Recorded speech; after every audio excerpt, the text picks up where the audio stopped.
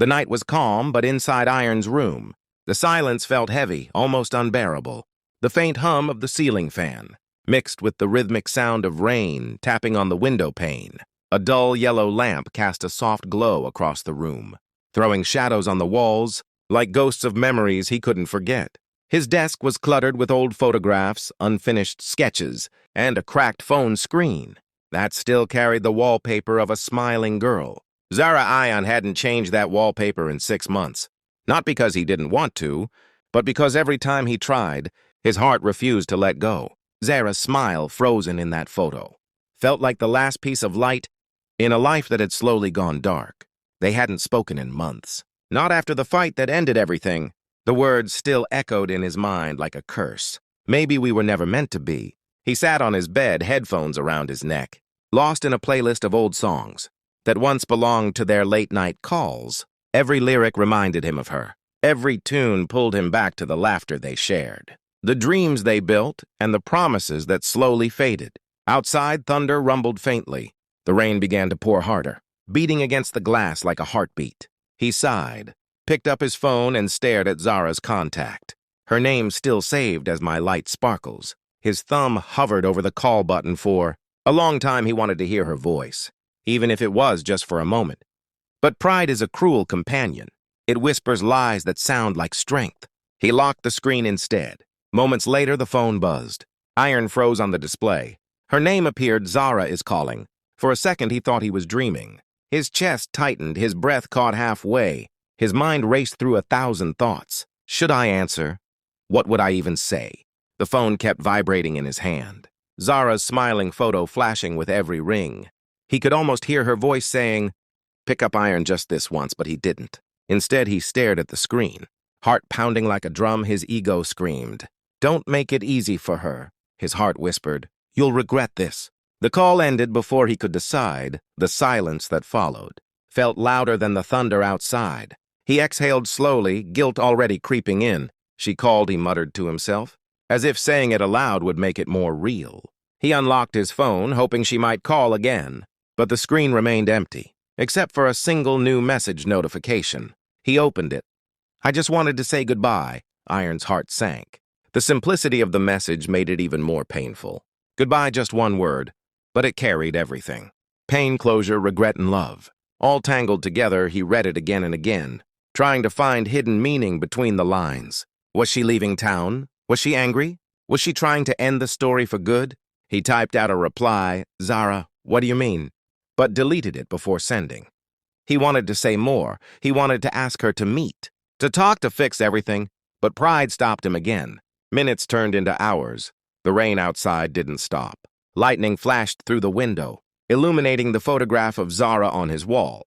It was taken on their last trip together, by the old highway that led to her hometown. She was laughing, her hair blowing in the wind, her eyes full of life. He remembered that day vividly.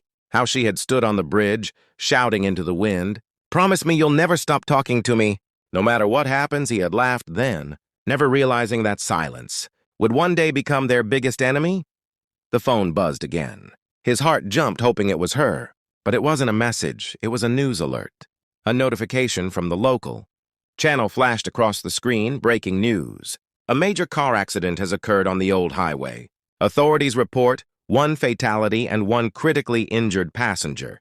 The words hit him like a lightning strike. The old highway, Zara's route home. His hands started trembling. "No, it can't be her," he whispered, trying to convince himself. He refreshed the page, searching for details, but the names hadn't been released yet. His throat went dry and the room suddenly felt suffocating. He grabbed his jacket and rushed out into the storm, his mind spinning with panic. The streets were slick and nearly empty, but he didn't care. He ran to his bike, water splashing under his feet, and started the engine. The rain stung his face as he sped toward the highway, the wind howling past him like a cry. Every second on the road felt endless. His mind replayed her call over and over. Why didn't I pick up? He imagined her in the car, maybe thinking of him, maybe hoping he'd answer. Maybe her last thought was that message, "I just wanted to say goodbye." When he finally reached the accident site, red and blue lights flashed through the storm.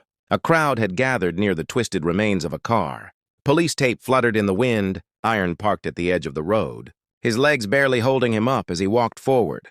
The smell of burnt rubber and rain filled the air. A paramedic shouted something, but his ears rang too loudly to hear. He saw a stretcher being carried toward the ambulance. His heart sank as he caught sight of a familiar bracelet, a silver band engraved with tiny stars, Zara's bracelet. He had given it to her on her birthday. His knees gave way. The world blurred as tears mixed with the rain on his face. Someone tried to hold him back. But he pushed forward, shouting her name, Zara, Zara. But there was no answer, only the sound of sirens and thunder. He fell to his knees on the wet ground, clutching the bracelet the paramedic had dropped. The storm raged on as if the sky itself was mourning with him. His phone buzzed again in his pocket. A notification from her number. Hands shaking, he opened it. It was a voice note sent just minutes before the crash, but he couldn't bring himself to listen. Not yet, not tonight. Instead, he sat there in the rain, staring at the road where everything ended. The same road where once they had laughed, dreamed, and promised forever. Now it was just silence, and in that silence, Ian realized the cruel truth. Sometimes a single missed call can change everything. Days had passed, but for Ian time had lost its meaning. Morning, afternoon, night, it all blended into one long stretch of silence. The rain had stopped days ago, but inside him the storm hadn't. His room remained exactly as it was the night. Zara called the same dim light, the same unmade bed, and her picture, still glowing faintly on his cracked phone screen. He hadn't slept properly since that night. Every time he closed his eyes, he saw her face smiling alive, full of warmth. Then the image would shatter into flashing sirens, and broken glass. He would wake up gasping, drenched in sweat, her name still trembling on his lips. Her voice note was still unopened. It sat in his inbox like a wound he couldn't touch. He played the moment in his head again and again. The phone ringing, her name lighting up the screen, and him freezing doing nothing. That mistake, replayed like a cruel loop that wouldn't stop torturing him. The world outside moved on. People went to work, buses ran on schedule. Children laughed on the street. But Ian felt like he was trapped in a different world, one where everything sounded muffled and colorless. On the third night after the accident, he finally found the strength to step outside. The streets were quiet, washed clean by days of rain. The city lights reflected on wet roads, forming golden rivers under his feet. He walked aimlessly, hands buried in his jacket pockets, head down trying to find meaning in the emptiness. Everywhere he looked, there were memories of her. The little cafe where they used to sit by the window, sharing one cup of coffee, because Zara said it tastes better when it's shared. The bookstore where she made him buy poetry, even though he pretended not to like it. The old bridge where they had their first argument. And their first kiss, he stopped at that very bridge, now leaning against the cold metal railing. The river beneath shimmered under the street lights, calm and endless. He closed his eyes and let the wind brush against his face. For a moment, he imagined her standing beside him, laughing softly, her hair fluttering her, hands slipping into his. A tear escaped his eye. "I'm sorry," he whispered to the wind. "I should have picked up. I should have told you I still loved you." The words faded into the night. Only the sound of flowing water replied. He pulled out his phone. The message was still there, the one she sent before everything fell apart.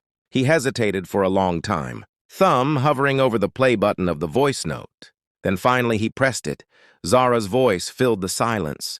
"Hey, it's me," she began softly, her tone calm but trembling at the edges. "I don't know if you'll even listen to this, but I just needed to say something before it's too late." Ian's breath caught. He could almost see her sitting in her car, maybe waiting at a red light, maybe looking out the window as the rain fell. "I've been thinking a lot lately," she continued, her voice breaking slightly, "about us, about everything. I know we hurt each other. And I know I said things I didn't mean. You did too, but Ian, even after everything, I never stopped caring. I got tired of waiting for you to talk to me again. So I decided maybe it's better if I stopped trying." There was a pause. He could hear her take a shaky breath, the faint sound of rain in the background. "I don't want you to blame yourself for anything," she said quietly. "Sometimes love just ends differently than we imagine. But I want you to know something. You made me feel alive. You made me believe in love. And even if we can't be together, I'll always be grateful for that. I hope one day you forgive me and yourself." A soft laugh escaped her at the end, small and tender. "You always hated goodbyes, right? So let's just call this a see you later." The recording ended. Iron sat frozen, the phone still in his hand, tears streaming down his face. Her voice lingered in the air, echoing in every corner of his soul. He wanted to scream, to undo time, to hold her once more. But all he had now was her voice, her last message, floating between worlds. He replayed it again and again, memorizing every word. Every breath it felt like she was right there beside him, whispering forgiveness. Slowly the pain in his chest began to shift. Still sharp, but mixed with something softer. A strange kind of peace over the next few days. Ian started visiting the places they loved, not to punish himself, but to remember her the way she deserved to be remembered. Full of laughter, light, and warmth, he went to the cafe and ordered the same coffee they used to share. He sat by the river with his sketchbook drawing. The sunrise, she once said, looked too beautiful to be real. One evening, he went back to the old highway, the place where everything ended. The wreck had been cleared, the road quiet again. He parked his bike at the side and walked to the small patch of grass by the roadside. The sunset painted the sky in shades of orange and gold. Like a soft farewell, he placed a single white lily on the ground. It was her favorite flower, you once said. The wind carries every unspoken word, he whispered, closing his eyes. So I'm sending this one to you. I forgive you, and I hope you forgive me too. A gentle breeze brushed his face, warm and tender, almost like a touch. He smiled through his tears. For the first time in months, his chest didn't feel heavy. It felt open, like something had finally been set free. That night back in his room, he opened his sketchbook again. But this time he didn't draw sorrow. He drew her smile, the one from that photo, and beneath it he wrote in small letters, "The wind still carries you." He placed the drawing by the window, where the moonlight could touch it. Then he pressed play on her voice note one last time, letting her words fill the room, before he whispered into the dark, "Good night, Zara. See you later." Outside, the wind stirred softly, moving the curtain, just enough to make it look like the world was breathing again. And in that moment, Ian knew love never really ends, it just changes form, finding its place in memories, in whispers, and in the spaces between two heartbeats. And for the first time since she left, he smiled, not because the pain was gone, but because her love had taught him how to live again.